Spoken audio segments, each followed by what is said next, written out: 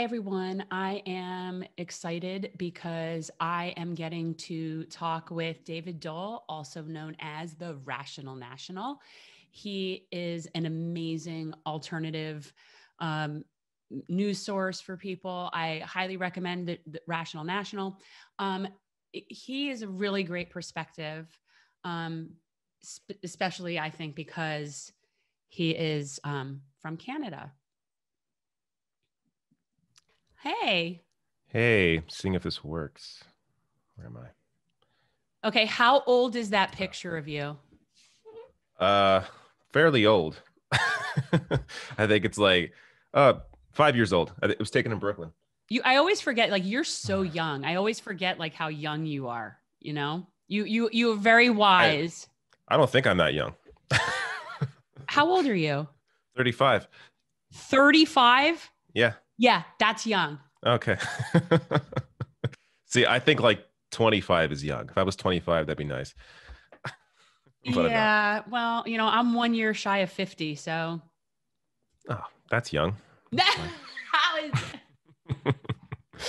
so thank you so much for coming on. I really appreciate it. I mean, you're usually the person that has the people on the show. So how does it feel being on the other side?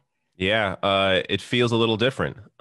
It's fine though. I've been on some other podcasts. It's not too bad. But Right. yeah, it's good to be here. What do you, I mean, oh, there's so much stuff going on. Like, how do you even know? How do you even know what to do? Like, how do you even know what to cover?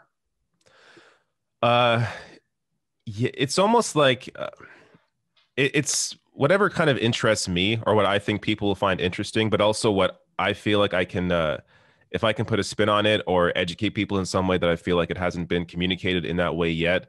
That's sort of what I gravitate towards. Though I got to say, right now, I mean, leading up to the election, I've been doing a lot of Trump coverage just because I have to. I mean, it's the complete insanity that's Isn't it? going But on you've right got to now. be so bored of it. Like, I am so Yeah. bored of Well, hearing about Trump, seeing Trump, talk about, yes. like, I'm so done. Yeah. I have been incredibly bored. I mean, if you go over my channel over the past 4 years, there hasn't really been all that much Trump coverage. Um, but I feel like my role now, because we're 4 months away from this election, I feel like I got to do whatever possible to make sure the neo-fascist is out. And like, 4 months. We're yeah. like 1 month. Oh, sorry. I meant 4 weeks. Yeah. I'm like, I'm like, it's impending. I've already No, no. voted. It's impending. Yeah. You don't vote here though, right? Oh, no, no. I don't vote. Yeah. I can't. I mean, if I I could, I know, but it would. just sounds so funny when you're somebody who talks about American politics and is so passionate and cares about the issues. Or no, I don't vote. Just the It's way. because the impact that American politics has on the rest of the world. I mean, it really is. Uh, it's unlike anything else. I Just, know. I mean, you could think the obvious is foreign policy alone, but even just culturally, like there has been a rise in hate crimes over the past 4 years under Trump, and in that process, we've also seen a lot more racism in Canada and a lot more people that, the Proud Boys, for example, that was born out of Canada. And now it's sort of extending into the U.S. and it's becoming even more popular. Are So you blaming our toxicity for spewing over the border and invading Canada? Is it's that kind of is that what you're saying?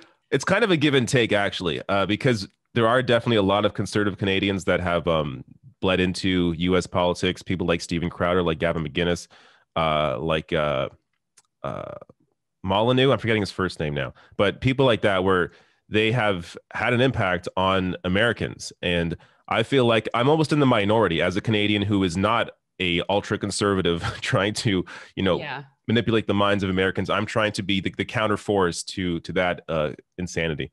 But what's so interesting is when you say things like ultra conservative Canadians, right? So if you go up to the most conservative person in your political system in Canada and suggest that healthcare not be a thing, like that you just don't get that anymore, how would that sound to them?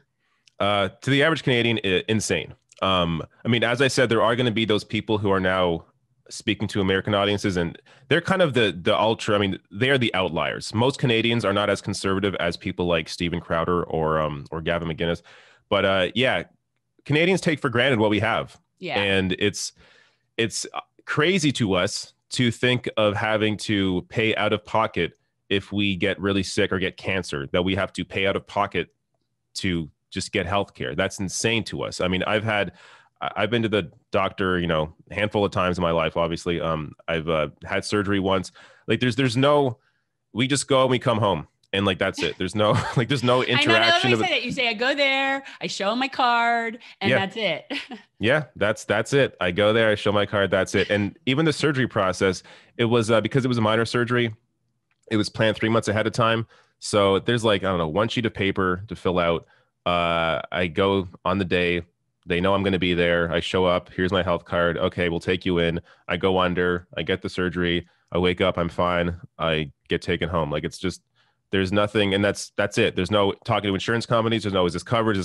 Like there is so much weight off of your shoulders when healthcare is just covered that I think a lot of Americans don't really realize what kind of freedom it brings. Like apart from the not having to worry about the financial aspect of it, just it frees up your time. Like you got nothing to Yeah. worry about. You just if you get sick, you're covered. If your parents get sick as well, like that kind of so if it's in the family, like there's no worrying about, oh, what if my mom has this or what if there's, diabetes?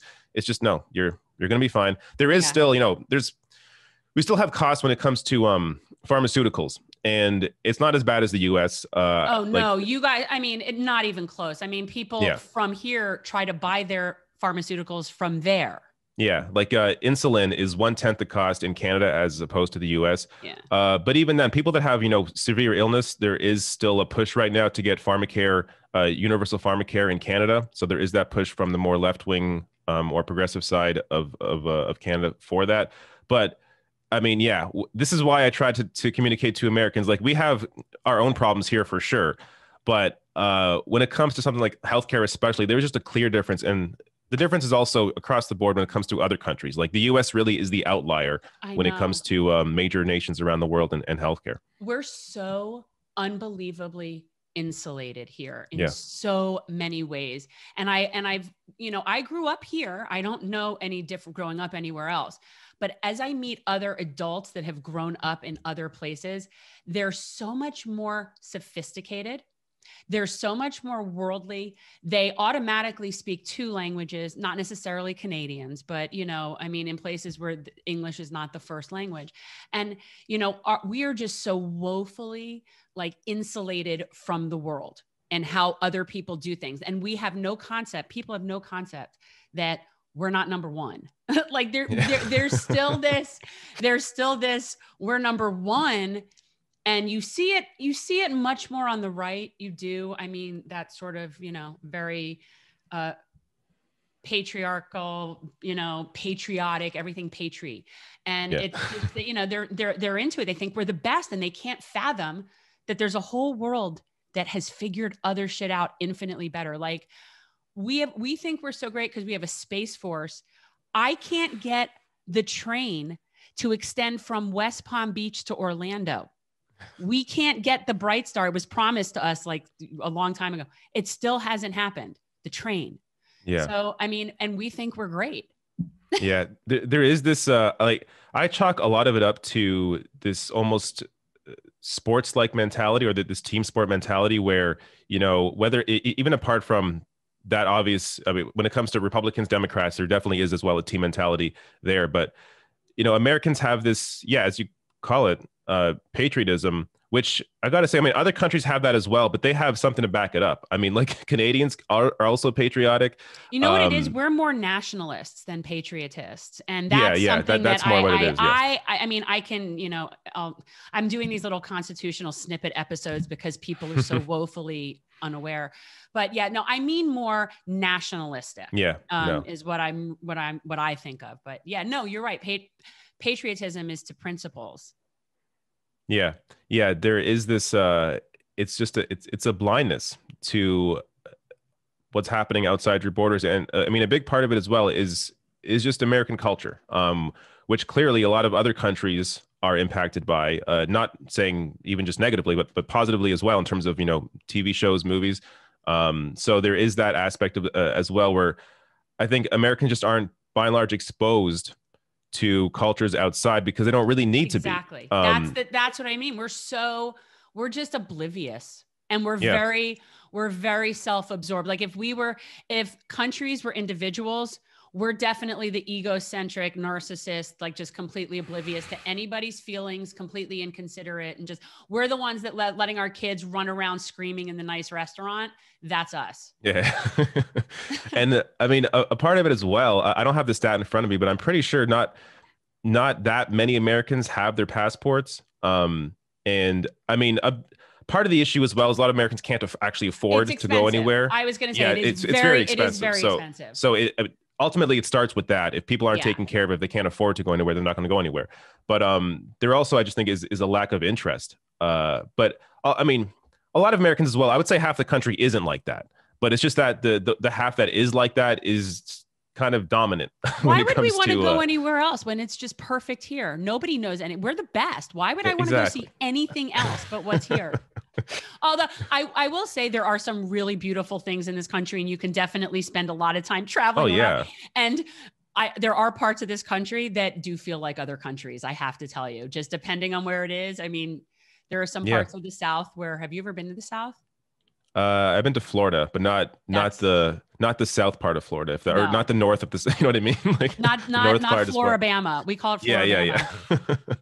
Not there, So but yeah, you're I guess very I don't think good I have. about not being condescending, by the way, when you're doing shows, but in a way that, where if I were you, I'd be like, yeah, we're Canada. We figured this out a long time ago. You guys are so stupid. And you don't, you do it in a very, look, I'm your friend. And I really appreciate that, because really we deserve to be condescended to. That's funny. I don't think I even consciously realize I do that. Um, but yeah, when you're communicating with people, it's very important to do it in a way where people get something out of it. Like, yeah, when I'm shooting a video, I don't shoot a video because of me. Like, I shoot a video because I want people to actually learn something. So I have to be conscious of how I'm communicating something if I do want people to learn. But I mean, when it comes to certain groups like the Trump supporter, I've thrown that out the window a long time. Like, I have no ability, apart from desire. I have no ability, I think, to really reach anybody who's in the Trump cult. So I'm not really going to waste my time trying to appeal to Trump supporters. The too far Yeah, the gone. too far gone. It gets to a point where how am I going to appeal to these people? They wouldn't, but they Yeah, wouldn't even be watching you. Like yeah, exactly. that's the thing. It's sort of like I really feel that, and especially in what you do, your people will find you. And Yeah, yes, you're going to get haters and trolls that are just there to be haters and trolls. But for the most part, your audience is going to be your people, because we do, for the most part, like to be in our echo chamber. Like, I much prefer my little happy place. Like, I don't want to watch Fox. I don't want to watch MSNBC. I don't want to watch that stuff. That's why I watch you guys, so that I don't have to watch that swill. Yeah. I mean, do have that's this the truth. I do have this hope, though, that people, and I see it in the comments, that people are able to share my videos with their family who maybe watch MSNBC or CNN, and that I'm able to get those sorts of people. Yes. So I do make videos with that in mind.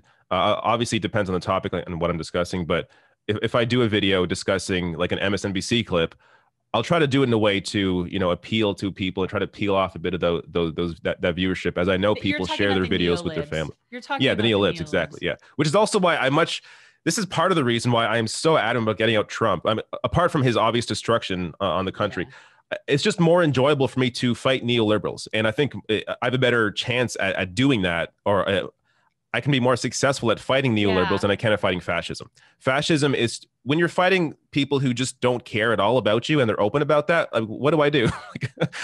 In that scenario, what can I possibly add to the conversation to people who aren't already on our side? But when it comes to neoliberalism, I mean, it's obvious that we as a society in general have to move into a new direction and have to really put people at the center of our policy discussions. We'd at least like to think that, in regard to what you're saying, that when neoliberals are sat down properly and explained things, that they will eventually see, yeah, that's a better way. Whereas the other people, they don't even think that it's a problem. So it's like you can't discuss solutions with somebody if you don't even agree that there's a problem. Mm-hmm. And Yeah. that's the problem. But I honestly do detest fighting within what is my own party. And I resent immensely even having to be in that party just to play in the sandbox. Like, it's just so ridiculous Yeah. how it's set up. What's that like in Canada? I mean, I know you have your version of what would be our neoliberal people, but you guys are just definitely to the left of where we are, but there's got to be that version of that there.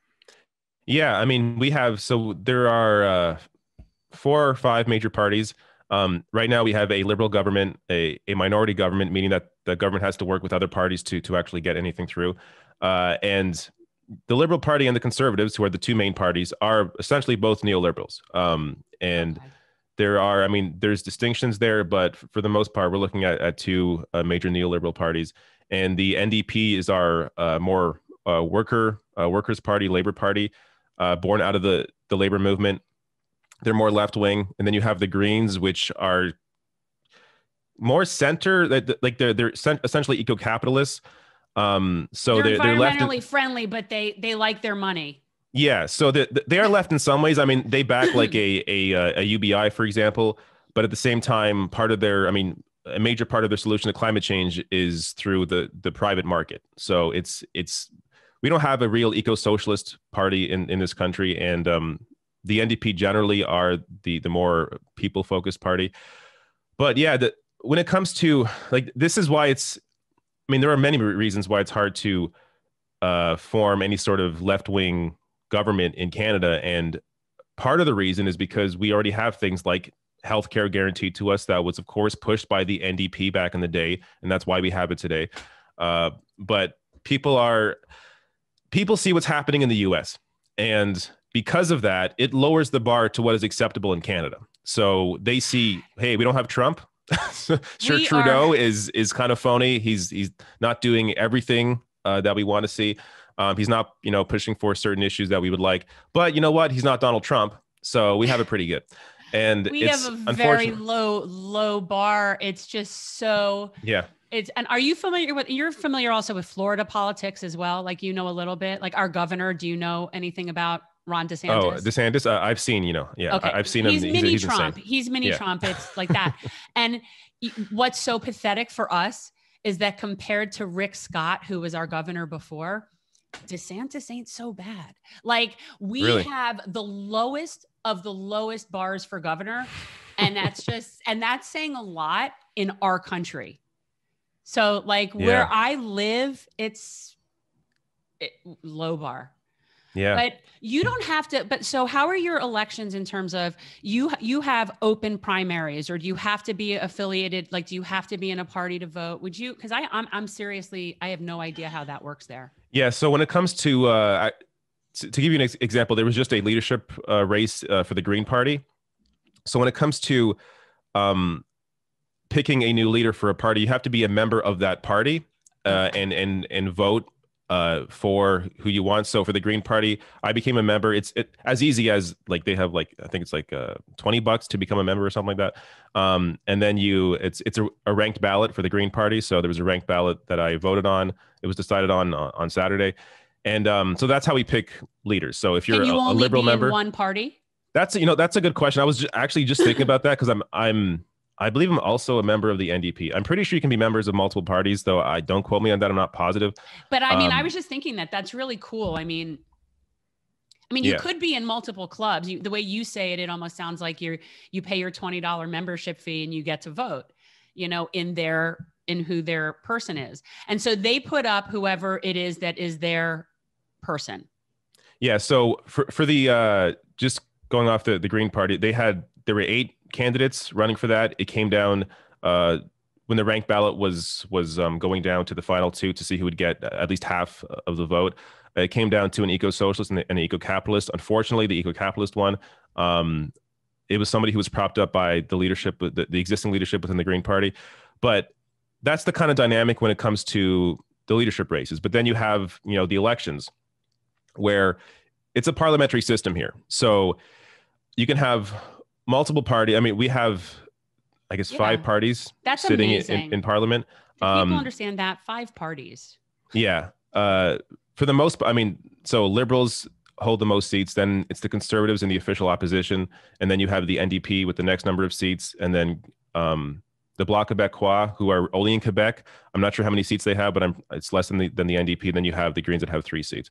So there is always going to be, you know, a dynamic there in terms of, especially in a minority government, a dynamic of different parties having to work together to you know, push policy forward. Like during this pandemic, for example, the NDP pushed a lot for the CERB, which is our $2,000 a month if you're impacted by the coronavirus or you lost your job or got to stay home to take care of your kids or anything. So the NDP were the ones that pushed that $2,000 a month to get the Liberals to support that. They ended up supporting that in addition to other positions like a wage subsidy. So because of that dynamic, because we had a minority government, you actually had a left influence on the Liberal Party. Yet, but when you have a majority government, so the Liberals had lost a majority or lost their majority last year in the election. When you have a majority government, then that party can basically do whatever they want, and they have full control, and there really is no influence from the left in a situation like that. But yeah, so when it comes to voting here, it really depends on the riding, or as you would say, the district that you're in. So if you're in one where you have a solid, a green seat, for example, then me as somebody who would vote either NDP or Green, I would likely still vote for the Green candidate in that riding. But if I'm sitting somewhere where it's going to be a Liberal or an NDP candidate, then I'm going to vote for the NDP MP to win that seat. It's just it's all relative. Yeah. Yeah. That's I mean, right. it's not perfect. Like, we definitely have issues. It's still first past the post, like it is in the US. So there is no proportional representation. You can still have somebody who gets 40% of the vote and still wins the seat and is the ultimate, ruler of that seat, or have a government form, like a majority government form with just 40% of the vote, because it's first past the post and the way the electoral makeup works. I mean, they're able to form a government with just 40% of the actual popular vote. But hopefully one day we will move to a system where we can change that aspect of it and have something that's more representative of Canada. But for now, it's definitely left of where we need to be. I mean, it's definitely in the correct direction. Because your more conservative people are still left of where we are. I mean, for the most part. Yeah. Yeah. It's pretty sad. There was a recent, I covered this on the channel. There was a recent poll in Canada asking people who would they vote for, Joe Biden or Donald Trump. Even our conservative party picked Joe Biden. I think it was like 60% or 70% of conservative voters said Joe Biden over Donald Trump. All the other parties were like over 80% for Joe Biden. But it shows you that when even our conservative party picks Joe Biden in bigger numbers than the US does nationally, then it shows you that, our politics definitely, at least culturally for sure, is and the way that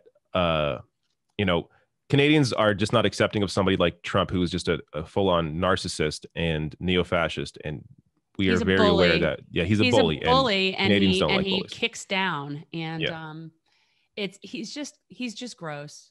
Really, he's just gross. But yet, in some ways, I do see him as the perfect representation of who we have become.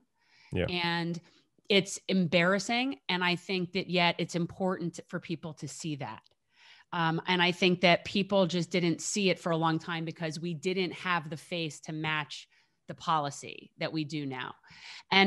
So as much as I find him deplorable, and he is deplorable, I think he's exactly what we deserve. Yeah. I mean, you could argue that America needed that to sort of wake up. And at least based on polling right now, it's looking really good for Joe Biden, much better than Hillary in 2016. And that just gets me excited for possibly a new era where you are now going to have people sitting in Congress who are farther to the left than the Democratic Party is. People like AOC, Rashida Tlaib, Ilhan Omar, Jamal Bowman, Cori Bush, where you now have a solid, real progressive Democratic caucus within the Democratic Party fighting for those issues, as opposed to just people on YouTube, talking how you need Medicare for all. You have people now in Congress that can fight for that. And the difference being, when you have a White House controlled by Democrats and hopefully a Senate controlled by Democrats, that will be the conversation. That will be the debate. Is going to be the left versus the right within the Democratic Party, as opposed to having, when you have Trump in the White House, there's only so much the progressive left in Congress can do because they got to fight Trump at the end of the day. But when you have Democrats control everything, then that's the real debate for the left begins. No, I think it's true. And I have recently acknowledged that I did in fact vote for Joe. And that was not an easy thing for me to do. And it was not a decision I came to lightly. And I by no means impose that on others. Mm-hmm. But when I did that, I felt like I really made this very conscious choice that, okay, this just means I have to be committed to fighting that much harder because I cannot abide a Kamala Harris presidency. And so I feel like I don't want people to see this as, okay, we're safe now. We've just saved ourselves. We don't have to worry about anything, because I think we actually have to worry more, because we cannot have 8 to 12 years of some neoliberal. We cannot endure this. Yeah. And I don't think Americans are going to stand for it. I mean, but back in 2008, there was this, you could, of course, make the fair argument that people were fooled by Barack Obama, and they thought he was something that he wasn't. And it took, at least a couple of years for people to begin to catch on to that. This time, there is a built-in push against Biden from the start. There is, this built-in fight already in the Democratic Party against Joe Biden. Most up until the end of the primary, most people didn't want to see Joe Biden become the leader. Most people are aware of Joe Biden's history. At least most progressives, most on the left, are aware of that. And there is no fooling people this time. So from the start, unlike Barack Obama in 2008, this time from the start, there is an opposition against Joe Biden within the Democratic Party voter base. And that's, I think, going to mean a lot. And I think you're going to see more protests in the streets for, whether it's Black Lives Matter or for issues like Medicare for All. And the only thing people need to be aware of this time is to have a clear message. So there needs to be, I think, a march on Washington for a certain issue. So say for Medicare for All, make it clear that it's about this issue. And that's how I think you could possibly see movement, is you have enough pressure, enough people join these protests in the streets, fighting for something that the Biden administration wouldn't be fighting for, and really forcing them to react. So you have that this time built in from the start, and that's what I'm excited to see next year. Yeah, I hope you're right. I mean, it's been coming on for years, and it's definitely been a movement that's building. And so it's one of those things where I've been just hoping eventually it's going to go. Like it's going to be the tipping point. It needs that push. Yeah, and I think you're right. I hope so. For me, it was really more about the idea that Trump said he wouldn't be commit to peacefully conceding power. The peaceful transition of power, just things that, while I do believe that Joe is still part of a generally corporate fascist sort of system, I don't find him to be an authoritative fascist. No. And so that was really the end for me, really that, because I never have a problem with Trump just being an asshole. He is an asshole. He's disgusting. He's been disgusting my whole life. And I don't mind. I don't care what he says. If he was getting us out of wars and helping and doing what he was supposed to be doing, I wouldn't care how nasty his tweets were and what derogatory, misogynistic things he was saying. I just really wouldn't. Yeah. But yeah, it got to the point now where he is, bringing federal officers into cities, snatching up peaceful protesters, putting them into unmarked vans and driving off, like insane shit like that. You have the tear gas in front of the White House after that Trump speech so he can walk across the road. You have him, of course, delegitimizing the elections, discussing the mail-in balloting, trying to essentially destroy the USPS. So when you have moments like that, I think these past 6 months, I mean, I've spent a lot of time attacking Joe Biden, but these past few months or so, I've really, since Trump started all of that real authoritarian crap, I just started to change my tune a little bit up until the election, because I don't want to be, Biden has a ton of issues that I could still be discussing, but there's no need right now when there is, this idiot, this not even just idiot, this neo-fascist in the White House that I think needs to get pushed out. And also, to the point on Joe Biden, I don't think he's ideological. I think he's somebody who wants to be liked. So he's not someone like maybe, I don't know, Pete Buttigieg, I guess you can maybe say is a little more ideological, or some of the other people. Yeah. Some of the other people in the Democratic primary definitely were a little more gung-ho about their neoliberal policies. But Joe Biden, I think, just is somebody who is from another time. Up to this point, what he's been doing has worked for him so far. And he sort of just has moved with the times. Like the crime bill, as horrible as it is, looking back at the time, that was popular for the American people as a whole based on polling. People wanted law and order. That was a popular position that most politicians took at that Right. time. That isn't to excuse anything. Of course, the crime bill is garbage, but it's just to say that Biden moves based on public polling. Yeah. And I think if he sees enough angry people, look, I'm under no illusions he's going to be a Democratic socialist, but if there are enough angry people within the Democratic Party and the country as a whole that want to see a major change, I think he's movable. So that's my hope. Again, I don't Yeah. expect anything out of it, but I do at the very least expect people to stand up and fight for what they want to see. Yeah, I think that's right. And I think that at a minimum, you're not well, and I always say, well, at a minimum, he'll get us back into the Paris Climate Agreement, which that's like the barest minimum thing to do.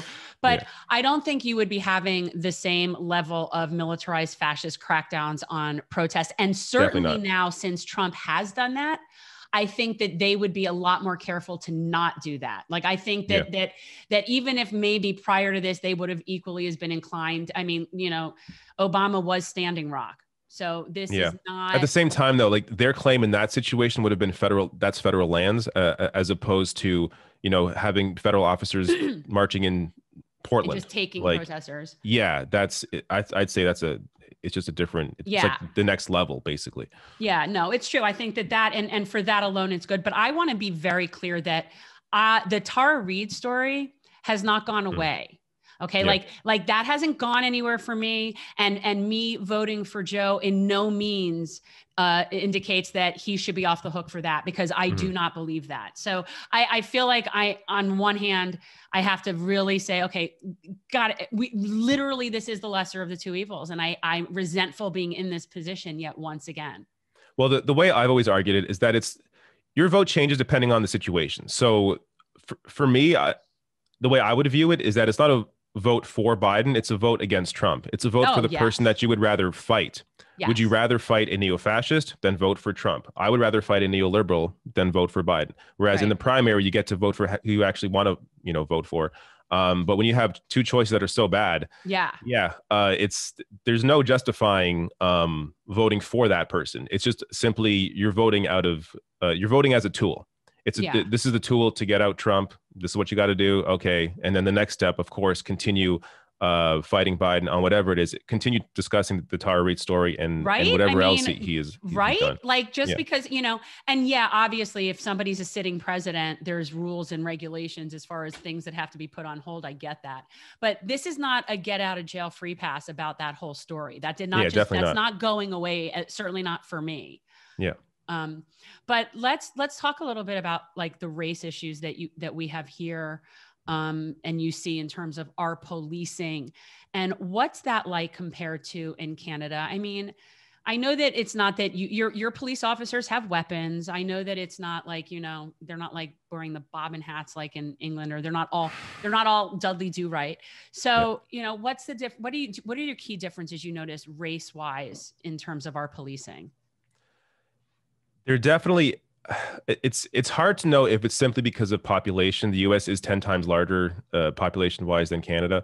But I just see many more stories out of the U.S. in terms of cases that are just completely insane, whether it's, someone being shot in the back or getting their home broken into and then being killed by cops. Like these are the kinds of things that, yes, there are examples that have happened. Like there was over the summer, I covered a story where an older man, an older man suffering from schizophrenia, his family called the police for help, or they called to get him healthcare help, like actual help that wouldn't be cops. Yeah. But of course the cops showed up. So the cops show up. He's on a second floor balcony. They couldn't get in because he's an older man. English wasn't his first language, and he was having, I guess, a schizophrenic episode, or he was whatever was going on. His family called the cops. Cops got a ladder, went up to his second floor balcony, broke through his door, and then of course the guy's holding a knife because this is an old scared man. He doesn't know Yeah. what's going on. And Yeah. because he's holding a knife, they shoot him. He's dead. So moments like that happen in Canada a lot, where you have these wellness checks gone wrong. So a wellness check, you're supposed to check Wow. on a person, ensure they're fine, and it ends up that person's killed or they're shot or something goes wrong. Uh, that happened several times, like several big stories this year just in Canada. Right, not race based, but definitely a Not sign necessarily of race based, but yeah, of having police in lieu of mental health professionals and yeah, de-escalation yeah. experts and that kind of thing. Yeah. At the same time, there is serious racism within the RCMP in Canada, which is essentially our FBI against That's Dudley Do Right. yeah, against the indigenous community. Yeah. So there's a history of that going back decades as well, where you had the Indian Act in Canada, essentially trying to eliminate indigenous cultures and indigenous people. You had the RCMP essentially kidnapping indigenous kids from their homes to put them into residential schools, trying to essentially re-educate them into to be good Christian, When Canadians. was that? When was that? Was it about the same time as it was here? So it was the late 1800s Yeah. to but it went on. Like I think that they didn't completely strike it down until I believe the early 90s or the late 80s. Like it wasn't as I guess prevalent as it was at the beginning, but Right. they really didn't address it until about the mid 90s. So it had gone on for quite a while, and there is still, because the RCMP was built on that racism of the indigenous peoples, that's continued to perpetuate within that system. So that definitely exists in Canada. Part of the issue is that it's also underreported. So I just don't. I mean, I hear a lot more about the instances in the U.S. than I do in Canada. I'm sure there are many more happening in Canada, but me as somebody Right. who's white, I don't experience it, so I don't see it as often. But there has been recent polling. But your In Canada, municipal law enforcement, your regular law enforcement, it's not the same thing as it is here. There's not consistent horror stories that are no, very clear that it's a white supremacist organization. I mean, it's yeah, just no, crazy. not to that extent, definitely not. Yeah, I mean, yeah, it's absurd. And when people, I mean, look, I always thought that saying defunding the police was not a good term. I always thought that it wasn't well thought out from a marketing perspective. And because people hear that and they freak out. And so what I always tell people is I have no problem paying law enforcement and I have no problem giving them incentives. Let's give them incentives to close open cases that are already just sitting there. You have any untested rape kits and unsolved crimes? yeah, Why are we not? Because I have no problem with there being law enforcement on the back end of all of those things. I think we should be solving actual crimes hmm, that happen instead of patrolling and policing our people. yeah. So I think if you instead of paying like per head for an incarceration or for an arrest, I think we should be paying them per closed case Yeah, and that let makes them more be sense. actually Yeah. solving crimes. Yeah. And just in general, have the police focus more on violent crime as opposed to, like, they shouldn't be involved in these wellness checks. They shouldn't be involved in dealing with homelessness. There should be, there's a role for the police to play, I think. I mean, there's also discussions about completely reimagining, like abolish the police, completely reimagining how law enforcement would be done. Yeah. Uh, my view is simply defund. As you say, yes, there are definitely marketing issues with that term, but for me, it doesn't mean completely defund to eliminate. It means Exactly. take sources away or take resources away, put it into Yes. public health, other areas, and have the police there to react to violent crime.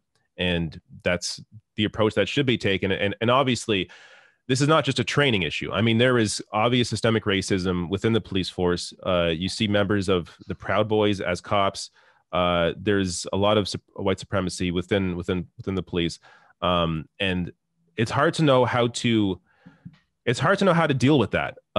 Apart from taking their funding away and somehow refocusing or having an oversight committee that is based in the community that can really look into, okay, do we have people as officers actually there to protect us, or do they have ties to white supremacy? Like ensuring that the people that are there to protect you are actually there to protect you, not just to occupy you. Right. I mean, I've had ideas ranging from having a national registry, like, and so that way you can't have officers that move from one place to another Yeah. that abuse their power. And what you would do is, as a federal, funder, you would say, well, if you want federal funding, then you cannot hire people from that are on the registry. I mean, there's ways to control it financially. But just the Yeah. system in general, it's just, there comes a point where you have to kind of just say that it isn't a matter of good cops or bad cops. It's how is the whole system rotten and corrupted? And Yeah. it comes down to money, and it comes down to the unions. And a lot Mm-hmm. of it, like if we ended qualified immunity, if we were able to, where everybody was personally responsible financially for their wrongdoing, and instead of it coming out of taxpayer dollars, it came out of, say, their pensions when somebody sued them for wrongful death or, you know, some other sort of civil rights violation, I think that then you're going to get their attention. Mm-hmm. Because right now it's almost like there's no accountability financially. And unfortunately, that's how you have to reach some people, because the morality issue is one of those where, to me, you can't, if you don't get it at this point, you're not going to. So we just need to be aware that a lot of those types of people become law enforcement, and they just need to be transparent and accountable. That's, I mean, because I don't know how do you fix this? Yeah. And ultimately, I mean, as you discussed, money is power. And if they don't have, when you look at the budgets of these cities, of these major cities, you've seen an continued increase in funding for these police forces. Meanwhile, there's been cuts to healthcare, cuts to public education, cuts to public transportation, cuts to every other area except for policing. And that's because of the power of these police unions. So there definitely has to be a renewed focus on how much power these unions have. And mayors have to be aware that the people are going to be on their side if they're going after these police unions, as opposed to always being afraid of what the police and what the police are going to do, or how they're going to react to anything they try to do when it comes to reform or defunding. It is. It's a huge deal. Like, and now I am so uber aware and sensitive when I see any candidate. If you've been endorsed by, the Fraternal Order of Police or the Benevolent Association, it's like no bueno. Mm-hmm. And so, and I know there's money involved with it, but it isn't even a money thing as much as it is just a complete power thing. And we don't need that. We need less of that. We need people that are not beholden to the police unions. I actually don't think that the police unions should really be a thing like it is for other labor. It's just, it's a different kind of animal. It just is. It's a very different kind of union. It's not there to necessarily work in the best interests of the people as other unions are. Right. They're there sort of as the bully arm of law enforcement in general, as opposed to really representing their rank and file's best interests financially. I don't think that that's it. It's not like Upton Sinclair where they're getting like, and by the way, it's not without noting that being a police officer is not even in like the top 10 most dangerous things to do as a profession. I saw something recently, like fishermen, loggers, construction workers. There's a ton of other people whose lives are more at risk on a regular basis than police officers. You see how much gear these guys have on. The militarization of the police forces. Yeah, they're not going to get hurt if they're wearing like layers and layers of body armor, and they have shields and they got helmets and the whole 9 yards. Like, that's another thing when it comes to discussing moving resources away from the police. Got to focus on the militarization of the police and ensuring that people don't feel like they're just living in a police state where they're being occupied by this force. You don't have that. Like, your police force, like in Canada, the police departments don't show up in riot gear to stuff, do they? No. For what was it? G20 or something? There was like when there are big events where like the world is focused on us, then you may see them come up if there are large protests, but it's not the kind of like we've had Black Lives Matter protests all across the country here. You're not seeing those riot gear police show up.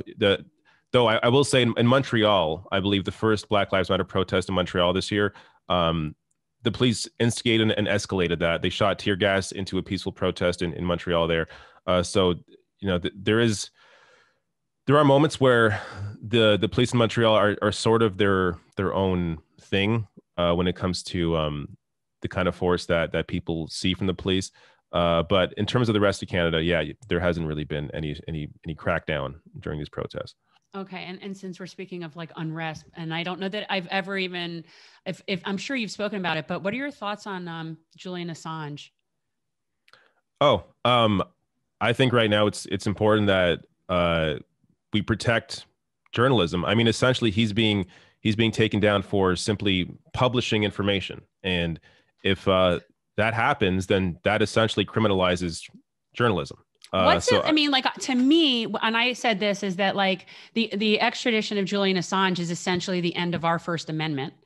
yeah, So whatever that equivalent is in Canada, you know, like to me, it's that there is no, if you can get prosecuted for printing truth, we're screwed.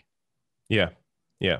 Uh, I mean, it's hard to know how that's going to turn out because we've seen the kind of power the U.S. has over other I countries, know. and they essentially tend to get what they want. It doesn't get But enough yeah, coverage. That's what's really no, kind of bothering me. And I, not that I would expect it really in mainstream media normally, but it is the middle of this hearing for him. Like like this is a yeah, pretty pivotal turning point, and yet they don't even talk about him. yeah. I wonder too if it's like I covered it a couple weeks ago, and it didn't get many views, and I wonder if even like some of these platforms are deplatforming some of this content. I mean, YouTube in general is known for doing this, especially to independent news. But like I wonder if people are even aware of it. Like when I cover it and it barely gets seen, I imagine there is something. There's an inclination, at least maybe by the algorithm, to suppress certain stories around Julian Yeah. Assange for whatever reason. I don't know. Yeah, no, it's almost like we need to have like a code word so that that you use something else so that it Yeah, doesn't get flagged and see if that's what happens. But I have a lot of concerns. I just think he's going to end up like wasting away. You know, like I've been worried about him for so many years, but it's just a sad state of affairs. I do have a journalism background, and so to me, you know, like I remember when people on the news actually were journalists. You know, and so it's yeah. just it's really upsetting. And then we could debate whether or not Julian Assange qualifies as a journalist because it doesn't really matter one way or the other. But that's always a fun one that they say he's not even a journalist.